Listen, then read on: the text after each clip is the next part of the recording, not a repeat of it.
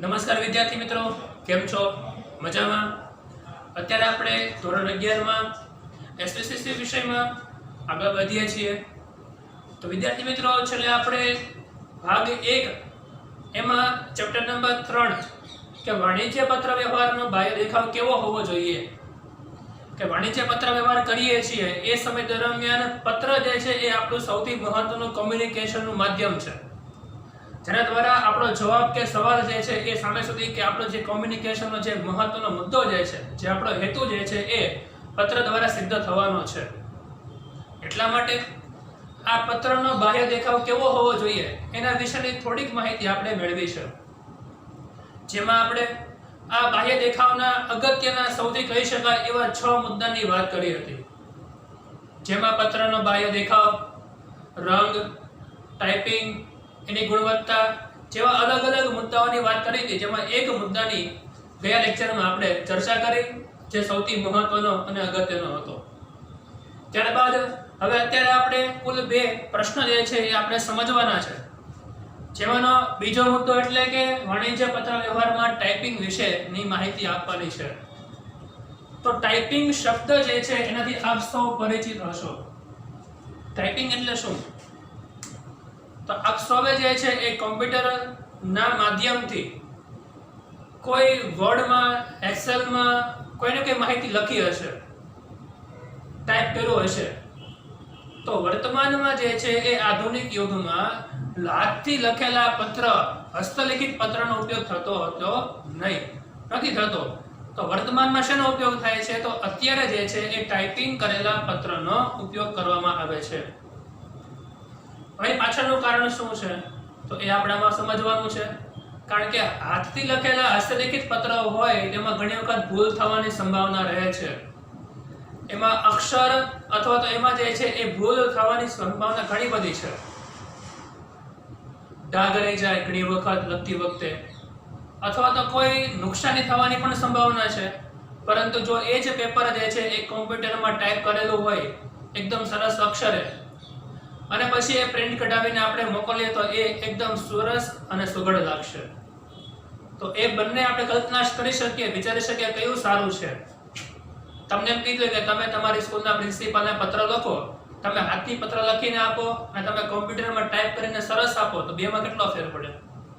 પડે ને? બસ એ જ. તો અત્યારે આપણે જે છે આ ટાઈપિંગમાં શું ધ્યાનમાં રાખવાનું છે એના વિશેની થોડીક માહિતી સમજવાની છે. આ પ્રશ્ન પણ આપ સૌ માટે અગત્યનો પ્રશ્ન છે. તો શરૂઆત કરીએ આપણે. પ્રવર્તમાન સમયમાં સામાન્યપણે હસ્તલિખિત પત્રો દ્વારા વાણિજ્યિક પત્ર વ્યવહાર થતો નથી. ક્લિયર? પહેલો મુદ્દો થઈ ગયો કે ભાઈ વર્તમાનમાં જે છે એ જ્યારે વાણિજ્ય પત્ર કરવાનો હોય કે ઓફિસમાં કે કોઈ પણ સંસ્થા સાથે કે કોઈ ઓફિસર સાથે જ્યારે પત્ર વ્યવહાર કરવાનો હોય ત્યારે એ સમય દરમિયાન હસ્તલિખિત પત્રનો ક્યારેય પણ ઉપયોગ કરાશે નહીં, થતો પણ નથી. તો વર્તમાનમાં કેવી રીતે? તો આજના આધુનિક યુગમાં વેપારના ઉદ્દેશથી પત્રો કોમ્પ્યુટર ઉપર જ લખાય છે. જો કોઈ પણ વ્યક્તિ જે છે પત્ર વ્યવહાર કરવો છે એના માટે એ વ્યક્તિ કોમ્પ્યુટર ઉપર ટાઈપ કરીને પછી પત્ર વ્યવહાર કરવામાં આવે છે. હસ્તલિખિતનો ઉપયોગ થતો નથી વર્તમાનમાં આધુનિક યુગમાં, અને પ્રિન્ટર દ્વારા છાપવામાં આવે છે. જો લખવાનું હોય તો બંને એકસાથે થઈ જાય છે, પરંતુ ટાઈપિંગ કેમાં કરવાનું છે? કોમ્પ્યુટર ઉપર. અને એ ટાઈપ કરેલી વસ્તુ પ્રિન્ટ કેમાં થશે? તો પ્રિન્ટરમાં. તો આ જો આપણે અત્યારે આધુનિક યુગમાં ટાઈપિંગ કરેલો પત્ર વ્યવહાર કરવો હોય તો આપણી પાસે 2 આધુનિક યંત્રો હોવા જોઈએ. કયા કયા હોવા જોઈએ? એક તો કોમ્પ્યુટર હોવું જોઈએ અને બીજું હોવું જોઈએ પ્રિન્ટર. તો આ પત્ર વ્યવહાર કરી શકીએ અને એનો લાભ પૂરેપૂરો લઈ શકીએ છીએ. તો અહીંયા ક્લિયર થઈ ગયું, કોમ્પ્યુટર ઉપર જ લખાય છે અને બીજું પ્રિન્ટર દ્વારા જ છપાય છે. ત્યારબાદ સમજીએ કે હસ્તલિખિત પત્રો પ્રવર્તમાનમાં અંગત પત્ર વ્યવહાર માટે જ ઉપયોગ રહ્યો છે. જે હાથથી લખાયેલા પત્ર જે છે હસ્તલિખિત છે, હવે અંગત વ્યવહાર માટે હોય, જેમ કે આપણા મામા, કાકા, માસી, સગા સંબંધીને કોઈ શુભેચ્છા આપી હોય, અથવા તો કોઈ અભિનંદન આપવા હોય, અથવા તો કોઈ કામ માટે પત્ર લખીએ ત્યારે હાથથી લખીને પત્ર લખીએ તો ચાલે. એમાં આપણે કમ્પ્યુટર દ્વારા ટાઈપિંગ કરીને પ્રિન્ટર દ્વારા પ્રિન્ટ કરીને પછી મોકલવાની જરૂર પડતી નથી. તો વર્તમાનમાં જે સામાજિક કાર્ય માટે હોય કે સંબંધીઓ માટે હોય તો એવા લોકો માટે જે છે ફક્ત અંગત સંબંધો માટે જ હસ્તલિખિત પત્રોનો ઉપયોગ કરવામાં આવે છે. અને વાણિજ્ય બાબતો માટે હંમેશા કેવો હોય? ટાઈપિંગ કરેલો પત્ર જ ઉપયોગ કરવામાં આવતો હોય છે. ત્યારબાદ કમ્પ્યુટર દ્વારા લખાતા વાણિજ્યિક પત્રો માટે અમુક નિયત પ્રકારના અક્ષરોનો ઉપયોગ થાય છે. સૌએ કોઈને કોઈ જગ્યાએ કમ્પ્યુટરમાં ટાઈપિંગ કરેલું હશે. તમે સ્કૂલમાં પણ શીખ્યા હશો, ઘરે કમ્પ્યુટર લેપટોપ પણ હશે, અને તમને ખબર છે કે એમાં ફોન્ટ આવે છે. એમાં એટલે કે જે અક્ષર જે છે એ અલગ અલગ પ્રકારના જે જોવા મળે છે. ક્લિયર? તો એ ડિઝાઇન અક્ષરો માંડીને અલગ અલગ કર્સિવમાં પણ રાઇટિંગ જોવા મળે છે. તમારે પસંદ કરવાનું તમે કયા પ્રકારના અક્ષરનો ઉપયોગ કરો છો. તો કમ્પ્યુટરમાં વાણિજ્યિક પત્રો માટે નિયત પ્રકારના નક્કી કરેલા અક્ષરનો ઉપયોગ થાય છે, જેના સારા મરોડવાળા અક્ષરો રાખવાથી વાંચવામાં સરળતા રહે છે. કર્સિવ લખેલું હોય તો ઘણા વ્યક્તિ વાંચી શકે, ઘણા વાંચી શકતા નથી. અમુક પ્રકારના અક્ષર રાખેલા હોય જેના કારણે શું થાય કે ભાઈ એ વાક્ય શું લખેલું છે એનો અર્થ સાચો નીકળી શકતો નથી. પરંતુ સિમ્પલ ફોન્ટ જે છે, સાદા મરોડવાળા અક્ષર રાખેલા હોય તો કોઈ પણ વ્યક્તિ એને સરળતાથી વાંચી શકે છે અને સરળતાથી એને સમજી શકે છે. એટલા માટે કમ્પ્યુટર દ્વારા જે નક્કી કરેલા પત્ર વ્યવહાર છે એમાં અક્ષર કેવા પ્રકારના હોવા જોઈએ? એમાં અક્ષર સાદા મરોડવાળા અક્ષરો રાખવાથી શું થશે? તો વાંચવામાં સરળતા રહેતી હોય છે. એટલું ક્લિયર અહીંયા? ત્યારબાદ ટાઈપિંગમાં રાખવામાં આવેલી કાળજી પત્રને લખાણને એક પ્રકારની ઉદ્ધતા અને ભવ્યતા આપે છે. ટાઈપિંગમાં રાખવામાં આવતી કાળજી, આ પત્ર ટાઈપિંગમાં શું કાળજી રાખવાની હોય? કોઈ ધ્યાનમાં છે? કોઈ પત્ર ટાઈપિંગ કરેલો છે? કોઈ વસ્તુ પેરેગ્રાફ લખેલો છે? તો ખબર હોય તમને કે પત્રમાં જે છે એ લખતી વખતે ટાઈપિંગ કરતે શું ધ્યાનમાં રાખવું પડે? તો ભાઈ લેફ્ટ હેન્ડ સાઈડથી જે છે એ બધી પેરેગ્રાફની સ્ટાર્ટિંગ કરવું જોઈએ. પેરેગ્રાફમાં યોગ્ય સ્પેસ હોવી જોઈએ. એક ને એક લાઈન જે છે બીજી લાઈન ઉપર ન આવી જાય એ પણ ધ્યાન રાખવું પડે. બે અક્ષર વચ્ચે સ્પેસ સરખી હોવી જોઈએ એ પણ ધ્યાન રાખવું પડે. જે જગ્યાએ અક્ષરને બોલ્ડ કરવાનો છે એ ધ્યાનમાં રાખવાનું છે. વિષય નીચે અંડરલાઈન કરવાની છે એ ધ્યાનમાં રાખવું પડશે. તો આ પણ વસ્તુ જે છે એ ટાઈપિંગ કરતી વખતે ધ્યાનમાં રાખવી પડે છે. ક્લિયર અહીંયા? તો અહીંયા પત્ર જે છે એ જ્યારે લખવામાં આવે છે કમ્પ્યુટર દ્વારા ત્યારે કાળજી અને લખાણ એકદમ સરસ હોય તો પત્રને એક ઉદ્ધતા અને એક ભવ્યતા આપવાનું કામ પત્ર દ્વારા કરવામાં આવતું હોય છે. હવે આના પછીના આ પત્ર જે છે એ એમાં સ્પેસ કેટલી હોવી જોઈએ? લખાણ જે છે એ કેમ લખવાનું છે થોડીક બીજી માહિતી આપણે મેળવીએ.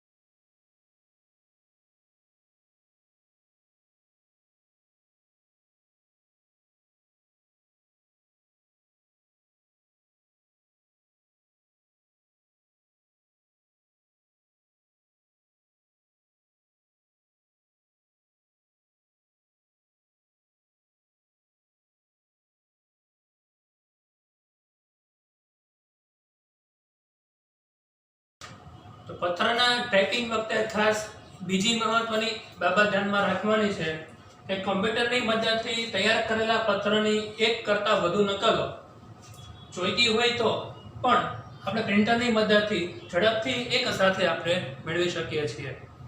તો વિદ્યાર્થી મિત્રો આપણે ધ્યાનમાં છે કે ભાઈ જો કોમ્પ્યુટરમાં એકવાર જે છે ડેટા રાખેલો હોય તો જ્યાં સુધી આપણે સાચવવો હોય ત્યાં સુધી આપણે સાચવી શકીએ છીએ, બરાબર. તો જ્યારે પણ એ પત્રની જરૂર પડે ત્યારે કોઈ પણ સમયે આપણે એની પ્રિન્ટ કઢાવી શકીએ છીએ, એક કરતાં વધારે પ્રિન્ટ કઢાવી શકીએ છીએ. પરંતુ જો એ પત્ર હાથથી લખેલો હોય તો પત્ર લખી પછી આપણે જે છે એ ઝેરોક્ષ કરાવવી પડે છે. ક્લિયર? તો એ આખો એક મુદ્દો અલગ થઈ જશે આપણા માટે. પરંતુ અહીંયા જ એક પત્રને 10 જણાને આપવો હોય તો ડાયરેક્ટ આપણે જે છે એ 10 પ્રિન્ટ આપીને અલગ અલગ વ્યક્તિને આપણે આપી શકીએ છીએ. તો સૌથી મહત્વનો ફાયદો આપણા માટે થઈ ગયો કે એકથી વધારે વ્યક્તિને જ્યારે આપણે પત્ર વ્યવહાર કરવાનો હોય, એક જ સરખો પત્ર આપવાનો હોય, ત્યારે એ ટાઈપિંગ કરીને પ્રિન્ટ કઢાવીને આપણે સરળતાથી પહોંચાડી શકીએ છીએ. તો આ એનો મહત્વનો ફાયદો છે. હવે આપણને એક માર્કના પ્રશ્નમાં પૂછાશે કે ભાઈ ટાઈપિંગ વચ્ચેની જગ્યા કે સ્પેસ કેટલી હોવી જોઈએ. એનું પણ એક માપ નિશ્ચિત છે કે પત્રમાં જે 2 લાઈન છે એની વચ્ચેની જગ્યા આટલી જ હોવી જોઈએ, જેથી કરીને પત્ર જે છે એકદમ દેખાવમાં સરસ લાગે એટલા માટે. જેમ કે કીધું છે અહીંયા, ઉપરાંત પત્રમાં 2 લાઈન વચ્ચેની જગ્યા અનુકૂળતા પ્રમાણે છોડવામાં આવતી હોય છે. જેવા પત્રમાં સંખ્યા, તો જેટલી જગ્યા આપણે રાખવાની છે એ અનુકૂળતા આપણને યોગ્ય લાગે એ રીતે છોડવાની છે, જેમાં પત્રને આકર્ષક દેખાવ પૂરો પડતો હોય છે. તો સામાન્ય રીતે 2 લાઈન વચ્ચે એ જગ્યા જે છે એ 1.0 અથવા 1.15 અને 1.5 સેન્ટીમીટરની જગ્યા જે છે એ રાખવામાં આવતી હોય છે. એવું આપણે કોમ્પ્યુટરમાં પણ જોઈ શકીએ છીએ. એમાં પણ એ સ્પેસ જે છે એમાં આપણે કર્સર દ્વારા જોઈ શકીએ છીએ, કરી શકીએ છીએ. તો આ બધું એક ક્રિટિકલનો વિષય છે. જો ઘરે તમે ફ્રી હોય, કોમ્પ્યુટર હોય, લેપટોપ હોય, તો એકવાર તમે ટ્રાય કરો પેરેગ્રાફ લખવાની. એ પેરેગ્રાફમાં જેમ કીધું અક્ષર કેવા રાખવાના છે, સ્પેસ કેટલી રાખવાની છે, આ બધું એકવાર ટ્રાય કરવાથી તમને આખો એક જે છે એ મુદ્દો વ્યવસ્થિત સમજાઈ જશે. તો વિદ્યાર્થી મિત્રો, અત્યારે આપણે જે વાણિજ્ય પત્ર વ્યવહારના બાહ્ય દેખાવને સૌથી અગત્યનો ત્રીજો મુદ્દાની વાત કરીએ છીએ આપણે હવે. તો એ છે વાણિજ્ય પત્રમાં ચારે બાજુ એ છોડાતી જગ્યા જે છે, જેને આપણે કહીએ છીએ હાંસિયો, એની વાત કરવાના છીએ, એની ચર્ચા કરવાના છીએ. હવે આપણને પ્રશ્ન થાય મનમાં કે સર હાસ્યને અને વાણિજ્ય પત્રને શું લાગે? તો હાસ્ય નાનો મોટો હોય તો શું ફેર પડે? તો તમારી પાસે અત્યારે ટેક્સ્ટ બુક હશે. હવે ટેક્સ્ટ બુકમાં જો જે લખાણ જે છે એની ચારે બાજુ જુઓ, જગ્યા છે તો છે ને. તો ટેક્સ્ટ બુકની ઉપર, ટેક્સ્ટ બુકની નીચે, જમણી બાજુ, ડાબી બાજુ એક સમાન, એક સરખી આખી ટેક્સ્ટ બુકમાં જગ્યા છે. હવે તમે કલ્પના કરો કે બધા પેજમાં અલગ અલગ જગ્યા હોય તો અડધા પેજમાં ઉપર લખેલું હોય, અડધા પેજમાં નીચે, અમુક જગ્યાએ ડાબી બાજુ વધારે, અમુક જગ્યાએ જમણી બાજુ વધારે હોય, તો કેવું લાગે? તો એ પત્ર હોય કે ટેક્સ્ટ બુક હોય કે કોઈ પણ લખાણ જે છે એ કદરૂપું લાગે, આપણને જોવું ગમે નહીં. આપણને એમ ત્યાં શું લખ્યું છે? તો જે તે વ્યક્તિએ લખાણ જે છે એના મનમાં છાપ ખરા ઊભી થઈ. તો એટલા માટે આ વાણિજ્ય પત્રમાં હાસ્યનું મહત્વ વધારે છે.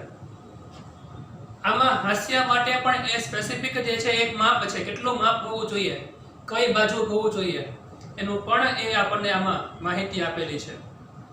તો થોડુંક આપણે હવે હાસ્ય વિશે વધારે માહિતી મેળવીએ, જોઈએ આપણે. તો વાણિજ્ય પત્રમાં ચારે બાજુ પ્રમાણસર જગ્યા છોડવાથી પત્રને સુંદર દેખાવ મળે છે. તે કીધું ને હમણાં કે ભાઈ ચારે બાજુ જે છે એ નક્કી કરેલું માપ હોય તો પત્ર જે છે એકદમ સરસ લાગે. એટલે કે પત્રને સુંદર દેખાવ માટે વાણિજ્ય પત્રમાં હાસ્યની જરૂરિયાત વધારે છે. હાસ્ય પત્રને ડાબી અને જમણી બાજુ તેમજ પત્રની ઉપર અને નીચે રાખવામાં આવે છે. તો ચારે બાજુ હોય છે, અને કે પત્રની ડાબી બાજુ પણ હોય, જમણી બાજુ પણ હોય, પત્રની ઉપર પણ હાસ્ય હોય, પત્રની નીચે પણ હાસ્ય હોય છે. જેથી કરીને પત્ર એકદમ મધ્યમાં જે છે એ સરખી રીતે વાંચી શકીએ એટલા માટે. હવે આપણને પ્રશ્ન છે કે ઉપર નીચે સાઈડમાં શું કામ જગ્યા રાખવામાં આવે છે, એ પણ થોડુંક આપણે સમજીએ. તો કીધું છે કે વાણિજ્ય પત્રને ફાઇલ કરીને સાચવવાના હોવાથી, કારણ કે આ પત્ર કોઈ પણ સમયે ઉપયોગ લેવાના છે, ભવિષ્યમાં જરૂર પડે તો, ભવિષ્યમાં એમાંથી માહિતી મેળવવી થાય તો, અથવા એ જ પત્રનો બીજી વખત ઉપયોગ કરવાનો થયો તો, એટલે કે એ પત્રને ભવિષ્ય માટે સાચવવાના છે.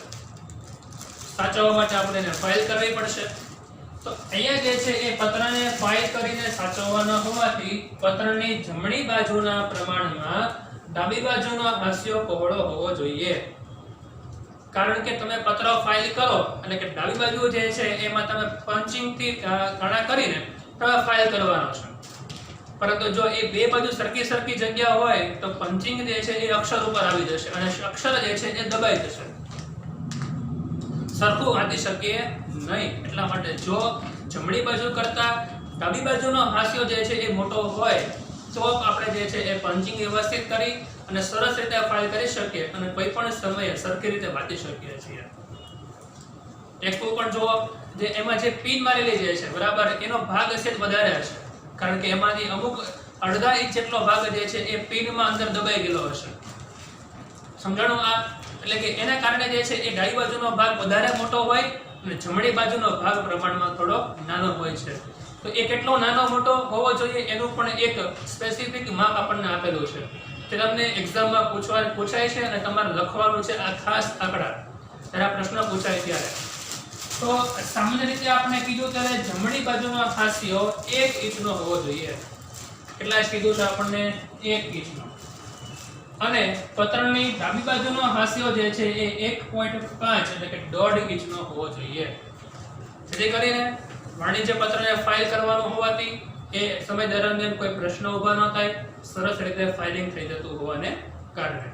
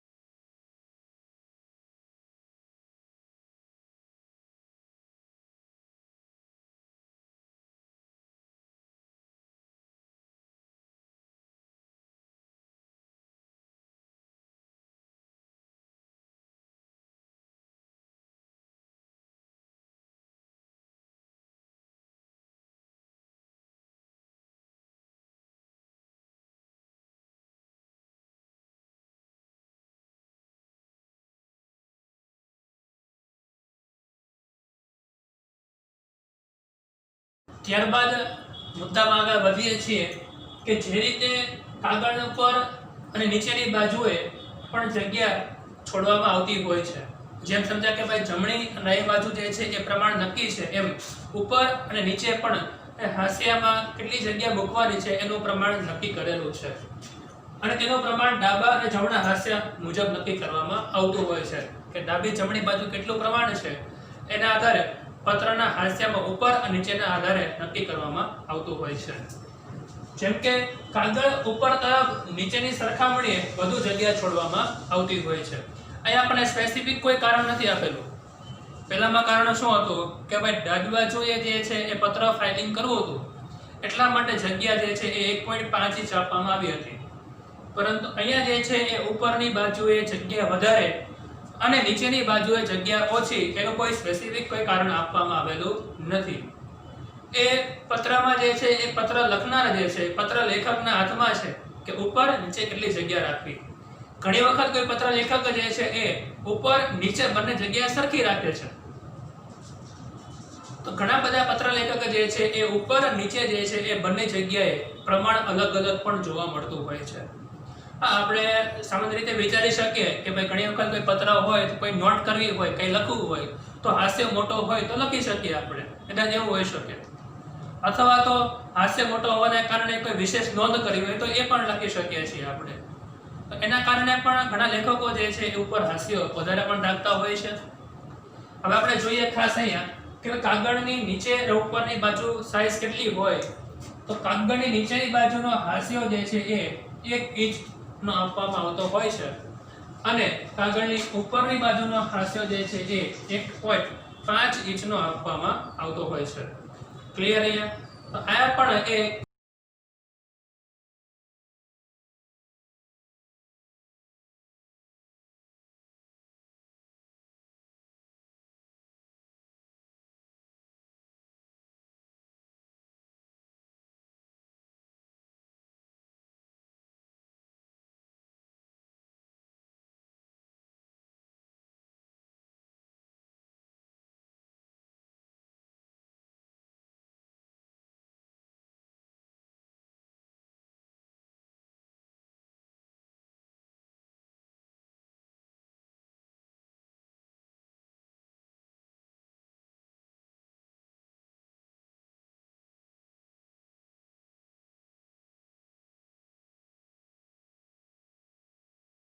હાસ્યામાં કેટલી જગ્યા રાખવાની છે એનું માપ એક સુનિશ્ચિત કરેલું છે.